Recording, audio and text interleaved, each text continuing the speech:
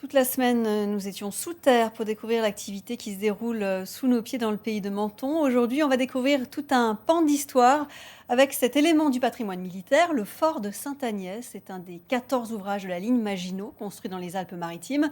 Une véritable ville souterraine qui n'aura servi que quelques jours en 1940. Loïc Blache, Frédéric Serly. C'est un souterrain perché à 671 mètres d'altitude, construit à Mame-la-Roche dans les années 30.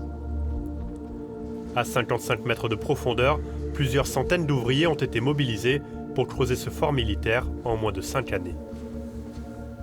À l'époque, quand on voit les rares photos qui existent sur les constructions, on voit des échafaudages montés de façon assez empirique, des conditions de sécurité extrêmement précaires.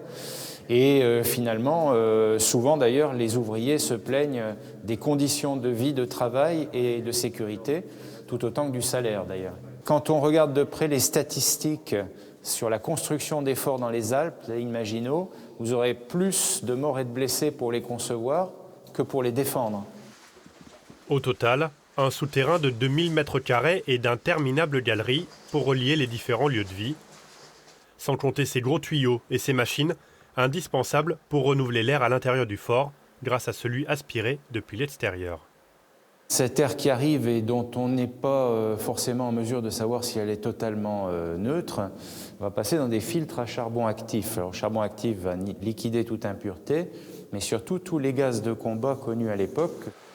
Ici vivaient jusqu'à 370 hommes dans un certain confort, eau courante, tout à l'égout, électricité, mais la lumière du jour, elle, était absente. Pour pallier le manque de soleil, pas de solarium, mais une organisation qui permettait aux soldats de prendre l'air. On a su fracturer ce temps d'immersion pour éviter qu'il y ait vraiment une carence pour la peau et pour les yeux. Même en temps de conflit ouvert, on avait la capacité à faire sortir ces hommes de façon assez régulière, en sachant qu'il y avait toujours au moins un tiers qui restait à l'intérieur. Les combats dans les Alpes ont été beaucoup moins intenses que dans le Grand Est face aux Allemands.